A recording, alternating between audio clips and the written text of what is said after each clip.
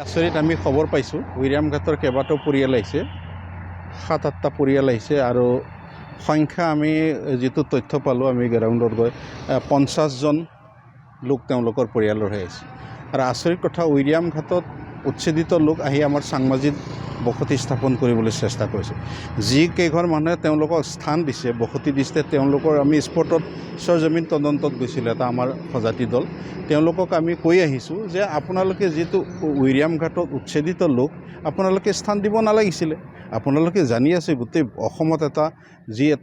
পৰিৱেশৰ সৃষ্টি হৈ আছে তাৰপিছত আমাৰ চাংমাজিত আপোনালোকে মনে মনে গোপনে এইটো কিয় তেওঁলোকক আশ্ৰয় দিছে গোপনে আশ্ৰয় দিছে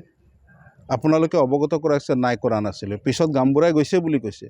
গামবুৰাক তেওঁলোকে আহাওঁতে পুলিচ প্ৰশাসনক জনাব লাগিছিলে গামবুৰা জনাবলৈ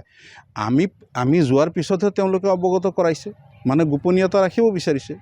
আৰু তেওঁলোকৰ আচৰিত কথা তেওঁলোকে কৈছে নাই আমাৰ ইয়াতে পৰিয়াল হিচাপে আহিছে ৫০জন মানুহ কিবা পৰিয়াল হিচাপে আহে নেকি আৰু গৰু ম'হ ছাগলী প্ৰায় মানে ১০-১২টা ১৭টামান গৰুৱে লৈ আহিছে তেওঁলোকক আমি কৈ আছোঁ ইমিডিয়েটলি আপোনালোকে পুলিচ থানাত গৈ এইটো ইয়াৰ বিষয়ে অৱগত কৰাওক আৰু আপোনালোকক যি দুই এঘৰ পৰিয়ালে তেওঁলোকক আশ্ৰয় দিছে তেওঁলোকক কৈছোঁ আপোনালোকে অনতিপলমে ইয়াৰ পৰা পঠিয়াই দিয়ক উচ্ছেদিত লোক ইয়াত থাকিব নোৱাৰে বিশৃংখল সৃষ্টি কৰিব নোৱাৰে আচৰিত কথা হ'ল এই ৰিচেণ্টলি দুদিন হৈছে ইয়াতে গৰু মাংসৰ আমাৰ মন্দিৰত যিটো আমাৰ বিষ্ণু মন্দিৰৰ গৰু মাংস পেলোৱাক লৈ যিটো ইয়াতে এতিয়াও মানে খাম কাটা নাই ইয়াতে উত্তেজিত হৈ আছে ভিতৰি এতিয়াও আৰু বহুত কাৰ্যসূচী ৰাইজে ৰাখিছে যদি প্ৰকৃতাৰ্থত যিসকল দুষ্কৃতিকাৰী তেওঁলোকক যদি কৰায়ত্ব পুলিচে নকৰে তেন্তে ইয়াৰ আন্দোলন কাৰ্যসূচী বেলেগ পৰ্যায়লৈ গুচি যাব তেনেস্থলতে ওচৰে পাজৰে তেওঁলোকে গোপনে এইটো ৰখাটো আমি আচৰিত হৈছোঁ আৰু প্ৰশাসনক আপোনালোকৰ জৰিয়তে আমি অনুৰোধ জনাইছোঁ অনতিপলমে এইসকলক ইয়াৰ পৰা যি উচ্ছেদিত লোক ইয়াৰ পৰা বহিষ্কাৰ কৰিব লাগে আৰু গোপনে যিসকলে ইয়াতে আশ্ৰয় দিবলৈ চেষ্টা কৰিছে তেওঁলোককো সোধা পোছা কৰিব লাগে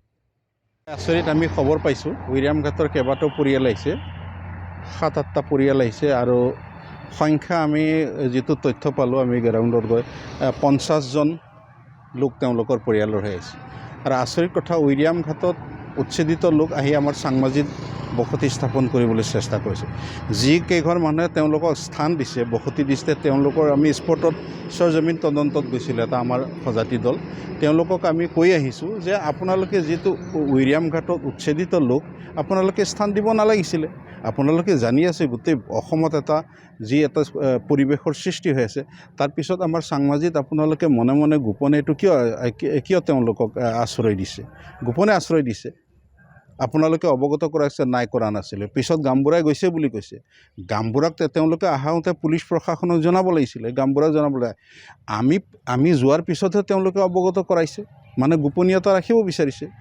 আৰু তেওঁলোকৰ আচৰিত কথা তেওঁলোকে কৈছে নাই আমাৰ ইয়াতে পৰিয়াল হিচাপে আহিছে ৫০জন মানুহ কিবা পৰিয়াল হিচাপে আহে নেকি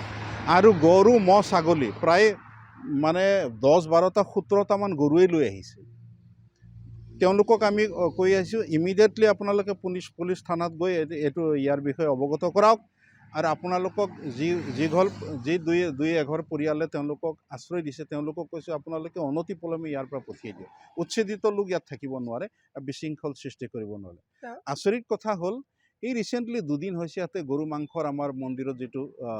আমাৰ বিষ্ণু মন্দিৰৰ গৰু মাংস পেলোৱাক লৈ যিটো ইয়াতে এতিয়াও মানে খাম কাটা নাই ইয়াতে উত্তেজিত হৈ আছে ভিতৰি এতিয়াও আৰু বহুত কাৰ্যসূচী ৰাইজে ৰাখিছে যদি প্ৰকৃতাৰ্থত যিসকল দুষ্কৃতিকাৰী তেওঁলোকক যদি কৰায়ত্ব পুলিচে নকৰে তেন্তে ইয়াৰ আন্দোলন কাৰ্যসূচী বেলেগ পৰ্যায়লৈ গুচি যাব তেনেস্থলতে ওচৰে পাজৰে তেওঁলোকে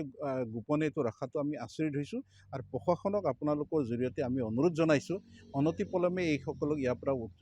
যি উচ্ছেদিত লোক ইয়াৰ পৰা বহিষ্কাৰ কৰিব লাগে আৰু গোপনে যিসকলে ইয়াতে আশ্ৰয় দিবলৈ চেষ্টা কৰিছে তেওঁলোককো সোধা পোছা কৰিব লাগে যিকোনো খবৰৰ বাবে যোগাযোগ কৰক 7099017330 লগতে 7099017110 নম্বৰত